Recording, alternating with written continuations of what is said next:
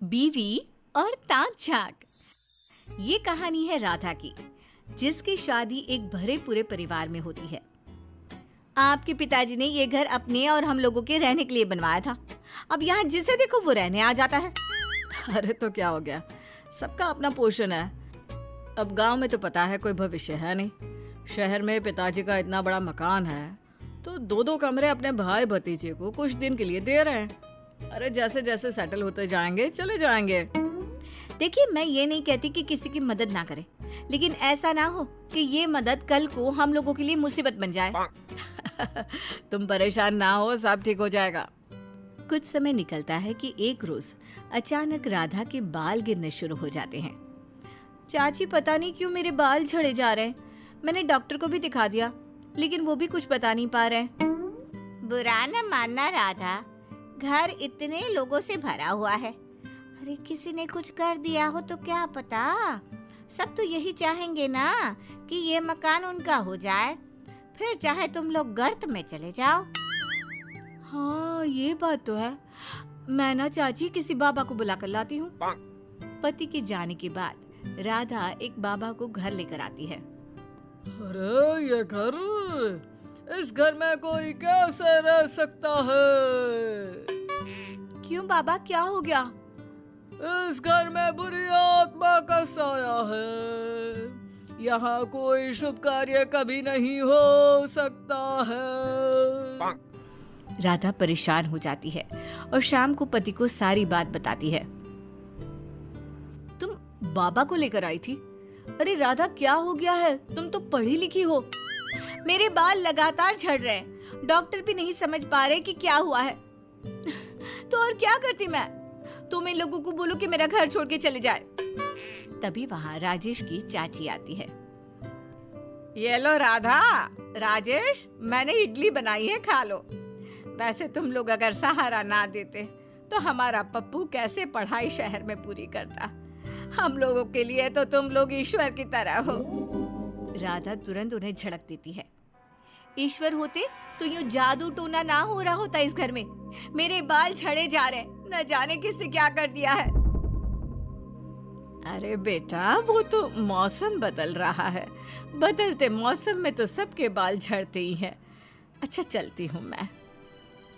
चाची सही तो बोल रही थी राधा, बदलते मौसम में सबके बाल झड़ते हैं। और देखा चाची कितनी दुआ दे कर गई, ये तुम्हारे बच्चों के काम आएगी। राधा को न जाने क्यों पति की बात समझ में नहीं आती। फिर एक रोज, माँ देखो ना, मेरे ससुर ने शहर में बड़ा मकान क्या बनाया। उनके सारे रिश्तेदार हमारे घर में एक एक करके रहने आ रहे हैं। पूरा घर एक छोटा सा मोहल्ला लगता है। आपको तो पता है घर में कैसे रहती थी मैं, मेरा कमरा बस। देख राधा, तेरा घर नहीं बंगला है। लोग 2 कमरों में संतुष्ट हो जाते हैं। तेरे ससुर ने तो 40 कमरों का मकान बनाया है। बेटा, परिवार में कोई एक भी तरक्की कर लेना तो पूरे परिवार को सेटल कर देता है। तेरे ससुर ने वही किया।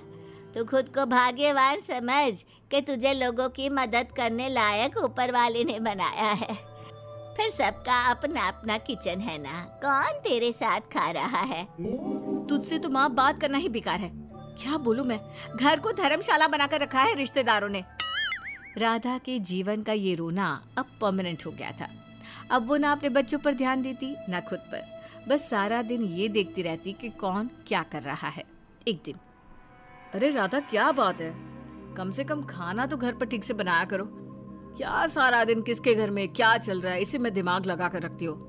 अरे पता है, कल वो तुम्हारी ताई के जो बेटा बहू यहाँ रह रहे हैं ना, उनकी किचन से चिकन बनने की महक आ रही थी। मैंने कहा देखो, पता है कि राजेश को पसंद है, लेकिन ना जी ना, एक कटोरी भी ना देने आई। अरे ठीक है ना, चलो कोई बात नहीं, तुम खुद बना लेना। सोच तो रही हूँ। तभी राजेश की मामा की बहू आती है।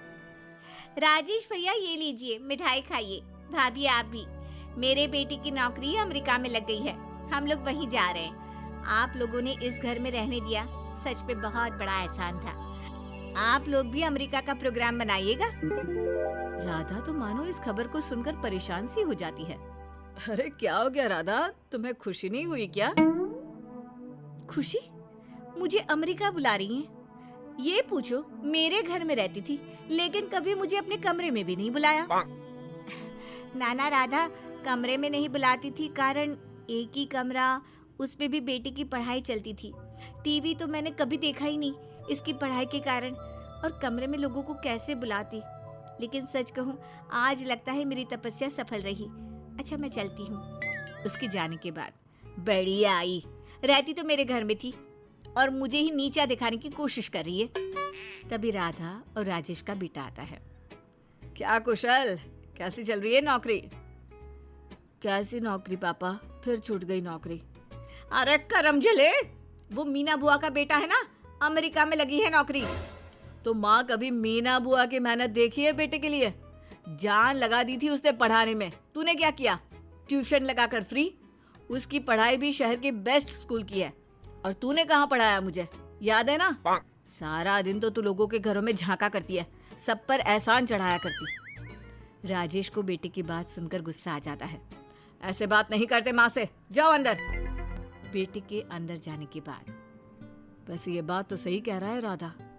राधा कुछ कहती उससे पहले ही उन लोगों की एक और रिश्तेदार आ जाती है। राजेश, राधा कैसे हो? वो क्या है ना, मेरे बेटे की शादी है। शादी के बाद परिवार बढ़ेगा और 2 कमरे के मकान में गुजारा मुश्किल है। वैसे भी इस शहर में तुम लोगों के घर रहकर हम लोगों ने काफी तरक्की कर ली है, पर अब बड़ा घर ले रहे हैं। ये शादी का कार्ड, आना जरूर। अब कुशल की भी ना हम लोग बहुत जल्दी शादी करने वाले हैं, तो आप भी आइएगा पक्का।